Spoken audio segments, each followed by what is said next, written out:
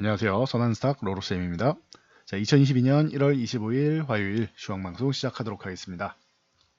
자, 먼저 미증시 확인하겠습니다. 다우지수는 반등이 나왔습니다. 그런데 이 잠들기 전에 미국장 보셨던 분들은 잠이 잘 안 오실 정도로 많이 불안해하셨을 겁니다. 장중에는 마이너스 3.26%까지 하락 중이었으니까요. 그리고 장 막판에 오후장에 저점 매수세가 들어오면서 올라왔습니다.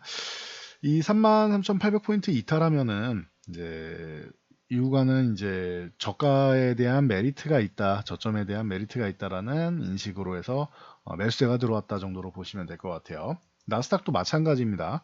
나스닥은 뭐 더 많이 밀렸죠. 거의 5% 가까이 밀렸습니다. 4.9% 하락을 했었는데 마지막에는 플러스권으로 전환하면서 이 마이너스 4.9%를 이겨내고 플러스 0.63%로 마감을 했습니다. 저점 매수에 대한 메리트가 작용을 했다 정도로 보시면 되고 이 구간을 지켜주려는 것 아닌가라는 모습을 보이고 있습니다. 그래서 나스닥은 그렇다 해도 14,600포인트 회복할 때까지는 당분간은 조정 구간이다라고 생각하시면 됩니다. 뭐 하락을 제한하는 움직임 정도는 만들었는데 그렇다고 해서 뭐 여기서 뭐 바로 치고 올라가서 뭐 어마어마한 상승을 만들거나 하기보다는 일단은 이제 눈치 보기를 좀 하지 않을까 싶습니다. FOMC 결과에 따라 좀 달라지겠죠. 그래서 FOMC 같은 경우는 이번에는 좀 불확실성 해소 정도가 되지 않겠느냐라고 보고 있습니다. 뭐 나올 수 있는 뭐 최악의 얘기는 연준 위원들이 아니라 언론과 뭐 다른 이 닥터둠들에 의해서 얘기가 나왔죠. 뭐 심지어 이제 현재 인플레이션이나 이런 부분을 고려하면은 7번 금리 인상을 해야 되고 3월에 0.5%씩 인상을 해야 되고 하는 이 뭐 빅스텝 이론까지도 계속 나오고 있는데 그 정도까지 확률은 뭐 높지 않다라고 보는데 제롬 파월 의장이 금리 인상을 이제 3월에 하는데 0.25인지 3% 아니면은 0.5% 빅스텝으로 가는지 이 부분에 대해서 얘기를 하면 오히려 불확실성 해소가 될 가능성이 있다라는 거 참고하시면 될 것 같아요. 그래서 만약에 빅스텝으로 간다라고 하면은 살포시 한 번 더 흔들린 다음에 이제 반등이 나올 가능성이 있고 0.25다라고 하면은 기존의 의견보다는 뭐 그렇게까지 매파적인 건 맞지만 그렇게까지 뭐 최악의 수는 아니네 정도로 인식하면서 잠시간 안도랠리 이후에 이제 이중바닥선 움직임 나올 수 있겠죠. 이 정도 움직임으로 보시면 될 것 같아요. 빅스텝이다라고 하면은 한 차례 흔들리고 반등이 나올 가능성이 있고 한 번 더 흔들리고 반등 가능성. 베이비 스텝이다 하면은 이제 기존에 예상했던 정도이기 때문에 반등 후에 이중바닥선 움직임 정도를 보시면 될 것 같습니다. 자, 그런데 문제는 우리나라죠. 우리나라는 미증시와 다르게 시작부터 해서 쭉 밀어내려서 말씀드렸던 2750 이탈할 수 있는 2700 한 30 정도까지는 열려 있는데 이 구간을 이탈해서 만약 2700을 내려가도 이탈해도 이상할 게 없다라고 말씀드렸어요. 자, 이 부분에 대해서는 단기적으로 이탈하는 것일 가능성이 높고 그리고 추후에 회복된다라고 말씀드렸습니다. 이게 왜 그러냐? 수급 동향 때문이다. 수급적으로 아래쪽이 이제 열려는 있는데 지금 현재 지수권 있죠. 이 구간 정도에서는 이제 반등이 좀 나와줘야 되는 구간 정도고 뭐 그렇다고 반등이라는 게 저 3000포인트를 다시 바로 간다 이것보다는 2750 이탈하면 이 구간 정도까지는 붙어준다라는 거예요. 적어도. 그래서 이 구간 아래로 내려갈 가능성은 높지 않다라는 거 말씀을 드렸었고 뭐 우크라이나에 대한 불확실성이 좀 큰 거죠. 러시아가 우크라이나를 침공을 할 것이냐 이 부분에 대해서 주말에 미국이 대사관 가족들 그러니까 비필수 인력 같은 경우는 대피령을 내렸고 영국이 또 여기에 참여를 했어요. 그래서 미국이랑 영국이 우크라이나에서 이제 대피령을 내렸다. 뭐 필수 인력은 남아 있어야 됩니다. 그래서 미국인들 이제 성향 보면 아시겠지만 미국인 영화에서도 많이 나오죠. 한 명만 다쳐도 미국은 가만히 있지 않습니다. 그렇기 때문에 뭐 전쟁이 날 가능성을 아주 높게 보지는 않는다라고 다들 얘기는 하고 있고 러시아도 그럴 의도는 없다라고 하는데 그래도 혹시 모르니까 이게 요즘에는 전면전이 없죠. 전면전보다는 뭐 테러라던가 뭐 여러 가지 이제 다른 뭐 소규모로 이제 드론이라던가 여러 가지가 나올 수 있기 때문에 이런 부분을 좀 경계하는 모양이 아니겠느냐라고 볼 수 있습니다. 그래서 참고 정도 하시면 될 것 같아요. 그래도 미국이랑 영국은 이제 비필수 인력 같은 경우는 철수하라라고 했지만 EU 같은 경우는 아직 이런 명령이 내려오지 않았다라는 거 정도 참고하시면 될 것 같아요. 그래서 뭐 해석하기 나름인 것 같습니다. 미국은 이제 외무장관이 이제 회담을 한 다음에 서로 뭐 좋은 대화 나눴다, 서로의 입장을 알았다라고 하면서 대화를 쭉 이어나가겠다라고 하는데 입장 차이가 있다라는 얘기고요. 그거는 언론 플레이일 뿐이지 입장 차이가 있다라는 것을 확인했다 정도로 생각하시면 되고, 영국 같은 경우도 눈치 쓱 봐가지고 미국처럼 이제 일단은 조금 이제 뭐 상주 인력을 좀 줄였다라고 보시면 될 것 같습니다. 여기에 우리나라 같은 경우는 두 가지가 더 있죠.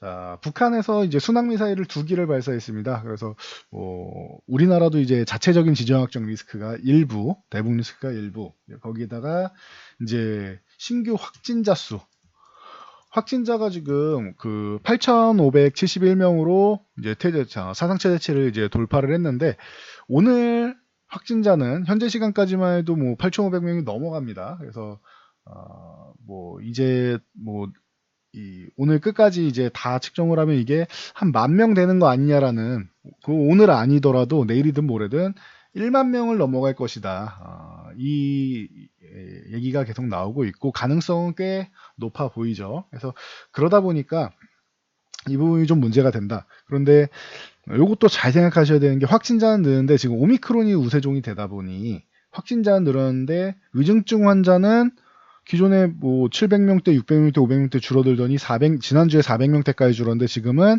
300명대로 줄었습니다. 390명이 좀 넘는데 300명대로 지금 줄어있는 상황. 확진자 수는 늘어나는데 위중증 환자는 줄어든다라는 것은 이제 치사율이 점점 내려갈 것이고 이제 증상이 좀 약화된다라고 보시면 될 것 같아요. 그래서 이 부분도 말씀드렸죠. 이 델타 같은 경우가 치사율이 0.8%다. 그러면은 오미크론은 얼마냐? 0.16%다. 자, 이게 어느 정도냐? 독감이 0.1%, 독감보다 조금 더 높은 수준이다라고 말씀을 드렸어요.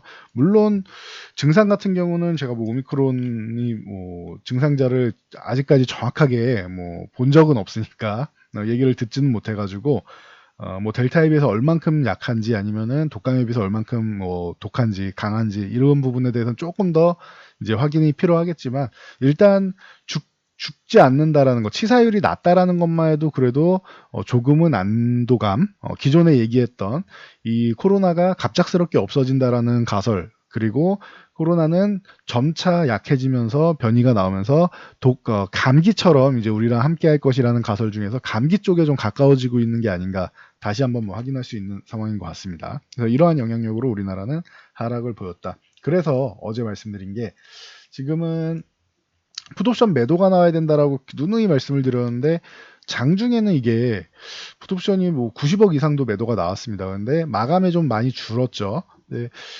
외국인들 이 풋옵션 매도가 줄은 거는 조금 아쉽지만, 36억대까지 줄은 건 아쉽지만, 이 외국인들이 줄어든 이유가 개인들이 이 풋옵션을 매도해서가 아니라 개인들은 역시나 엄청나게 사들였고 기관에서 먼저 줄였다라고 생각하시면 돼요. 그래서 이 기관이 하락 포지션을 대거 청산하면서 외국인이 줄였던 이 풋옵션 포지션이 조금 다시 복구가 됐다 정도로 보시면 될 것 같아요. 그럼 기관이 줄인 만큼 외국인도 좀 줄이면 되겠죠. 기관과 외국인이 같이 줄이려고 하다 보니까 받아줄 사람들이 개인밖에 없는데 개인은 받는데 한계가 있다 보니까 외국인의 이제 매도가 좀 뭐 제한적이었던 것 같아요. 이 부분은 연속적으로 나온지 좀 더 확인할 필요가 있는 것 같습니다.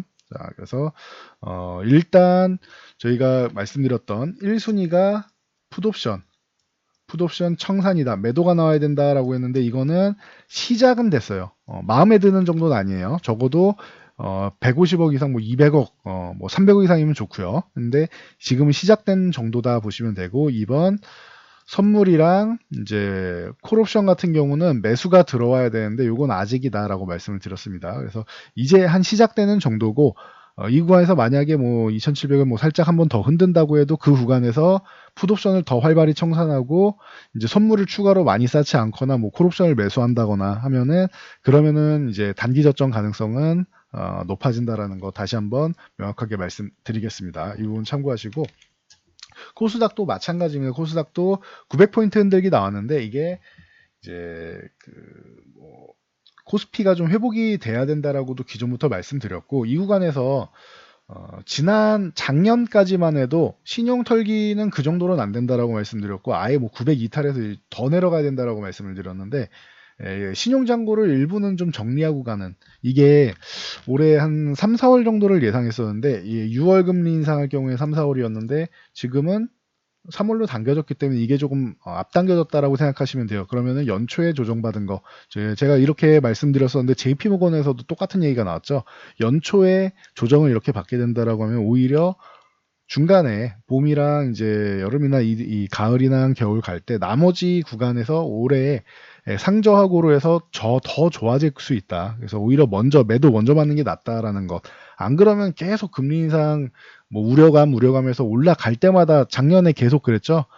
1, 2월에도 국채금리 때문에 밀렸고, 봄에도 인플레이션 때문에 밀렸고, 가을에도 그랬고, 그 다음엔 수급적으로 밀어내렸고, 그래서 계속 피곤하게 갔는데, 이럴 때 한번 수급적으로도 신용잔고를 좀 털어주고, 그리고 금리 인상 된다라고 하니까 신용 쓰시는 분들은 점점 더 이제 비투하시는 분들, 이런 분들은 점점 더 부담이 되겠죠. 그러니까 한번 물량을 쭉 털고 간다라는 개념으로 보시면 될 것 같아요. 그래서 굉장히 뭐 단기간으로는 기분 나쁜 구간, 공포 구간일 수 있지만 이 구간이 해소되면은 항상 말씀드리지만 터널의 끝, 동트기 전 새벽이 가장 어둡다라고 말씀드렸습니다. 이 구간이 지나가면은 또 한 3개월 지나고 보면은 여러분들이 이때 이랬었지라고 하면서 다시금 또 이제 계좌 회복된 거 확인하면서 좋아질 수 있고, 그리고 올해는 먼저 이렇게 조정을 받았기 때문에 여러분이 생각하신 것보다 조금 더 긍정적일 수 있다라는 거 참고하시면 될 것 같습니다.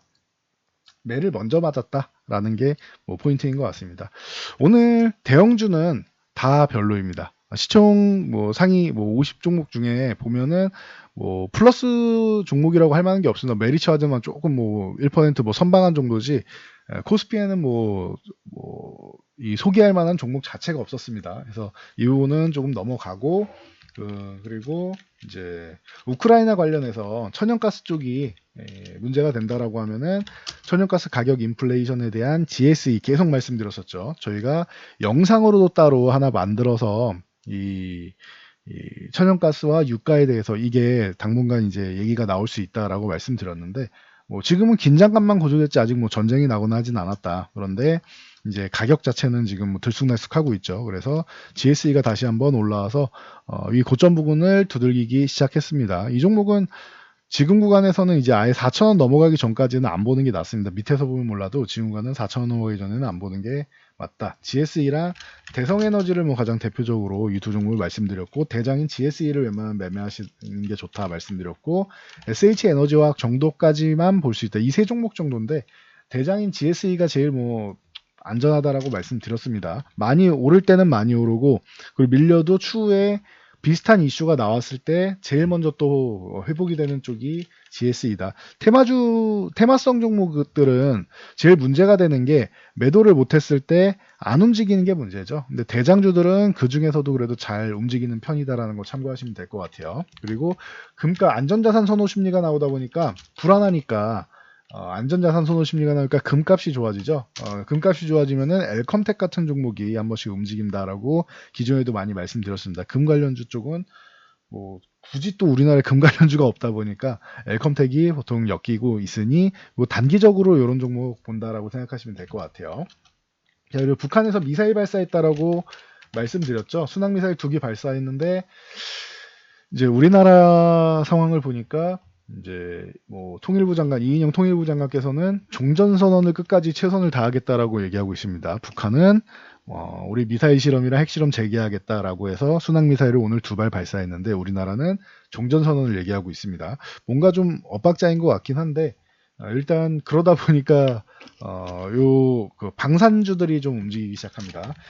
작년 말부터 이제 수주도 나오고 방산주도 움직임 심상치 않다 말씀드렸는데, 빅텍은 6,000원 넘어가면은 한 차례는 올라갈 수 있는 모습이다 말씀드렸는데 빠르지는 않지만 뭐 상승하락 반복하면서 위쪽 방향을 넘보고 있습니다. 7,000원대를 뭐 노려보고 있죠. 그리고 최근 한일단조가 바닥권에서 치고 올라오기 시작한다라고 이날 바로 말씀을 드렸는데 2,700원 넘어서 3,000원도 넘어서 올라오기 시작하고 지금 최근에 수급이 굉장히 잘 붙어 있습니다. 이 부분 참고하시고, 뭐 스페코 같은 경우까지만 보면 되겠네요. 스페코 같은 경우도 이제 흐름을 조금 만들고 있다 정도로 보시면 될 것 같아요. 뭐 휴니드도 이제 최근에는 이제 한 차례 올라오긴 했는데 9,500원 어제 맞고 밀렸기 때문에 먼저 선상승이 나왔었기 때문에 오늘은 쉬는 구간이다라고 보시면 될 것 같습니다. 그래서 이 정도까지 보시면 될 것 같고, 철강주들 올해 철강 수요 생산이 이제 2.8% 증가할 것이다. 그리고 명목 소비 1.5% 증가할 것이다라고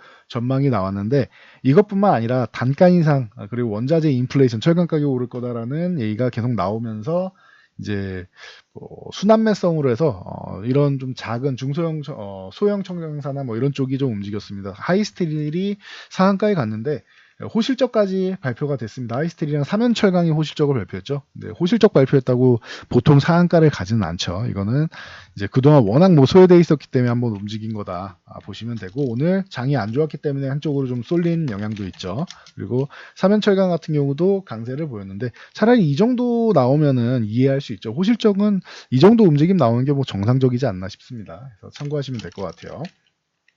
자, 확진자 수 8,570명, 오늘 내일에서 10,000명 넘어갈 가능성이 있다 말씀드렸는데, 그러다 보니까 뭐 휴마시스 같은 종목들 다시 한번 움직였다. 근데 상승폭이 계속 유지되지는 못하고 올랐다가 살짝 밀리는 모습이 있었습니다. 참고하시면 될 것 같아요. 일동제약도 마찬가지고, 일동제약도 상승폭을 유지하지는 못했다. 그래도 시오노기와 함께 뭐 가장 빠른 경구용 치료제 국내에서 생산한다 말씀드렸고, 한국 BNC나 아니면 GH 신소재 같은 경우 뭐 움직임이 나왔는데, 지금 음악병실 같은 경우는 병상 부분이 지금 남아돌고 있기 때문에 병상을 추가적으로 확보했는데 중환자 수 위중증 환자는 줄어들고 있죠.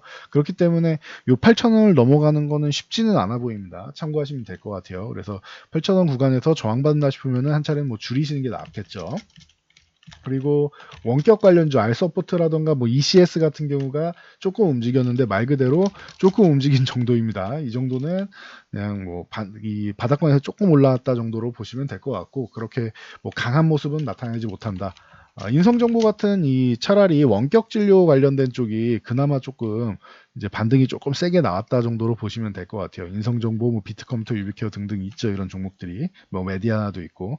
그래서 이런 그래도 지금 이제 재택 치료하시는 분들이 많다 보니까 이런 원격 진료 쪽 관련 부분이 조금 유리할 수 있다라는 거 참고하시면 될 것 같습니다. 그리고 뭐 특이사 종목으로는 뭐 그린 케미칼 정도가 있는데, 뭐 그린 케미칼 같은 경우는 이제 오늘 그 EC 그리고 DMC 쪽 이 제조사가 이 롯데케미칼이랑 이제 그린케미칼 두 개뿐입니다. 우리나라에 이게 2차 전지 소재 쪽에 활용이 되는데 두 곳뿐이다 보니까 2차 전지 쪽으로 뭐 이게 납품이 하기가 어려워요. 이게 뭐 다른 쪽에도 여러 곳에 쓰이다 보니까. 그래서 2차 전지용으로는 대부분 수입에 의존을 했는데 2차 전지 쪽으로 진출할 수 있다라는 얘기가 나오고 있죠. 그래서 이 EC 같은 경우는 에틸렌 카보네이트고 DMC는 이제 디메틸 이제 카보네이트를 말합니다. 그래서 이 부분에서 2차 전지 소재 쪽으로 진출한다라는 기대감으로 올라왔다. 이것 또한 마찬가지죠. 그동안 이 작년 내내 뭐 그 긍정적인 뭐 나름대로 선방하는 실적, 성장성 다 갖고 있었음에도 불구하고 탄소 포집이랑 좋은 기술력, 그린 기술력을 갖고 있었음에도 불구하고 굉장히 이제 수급적으로 부족해가지고 못 올라가고 있었는데 한번 수급을 붙여주는 이슈를 만든 정도다라고 생각하시면 될 것 같아요. 원래 기업 가치가 지금 뭐 10,000원 아래 있을 이런 종목은 아닙니다. 위쪽에 있어야 되는 게 맞기 때문에 13,000원 혹은 13,000원 그 이상 올라가서 16,000원 구간에 만원 중반대를 가도 이상할 게 전혀 없는 종목이기 때문에 뭐 제자리를 조금 찾아가는 움직임이 나왔다 정도로 보시면 될 것 같습니다.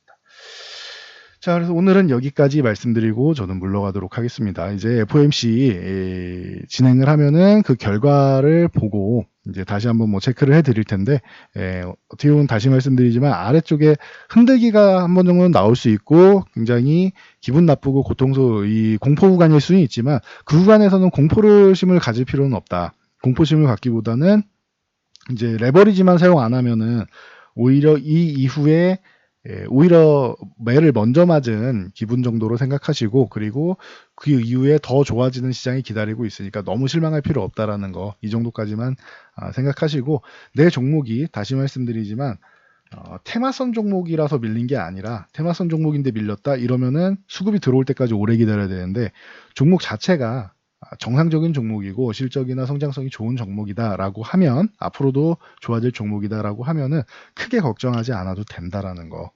그 부분은 다시 회복이 된다라는 거. 이 부분만 잘 체크하시고 넘어가면 될 것 같습니다. 전 여기까지 말씀드리고 물러가도록 하겠습니다. 영상이 도움되셨다면 좋아요와 댓글 하나씩 남겨주시고요. 영상 잘 참고해서 모두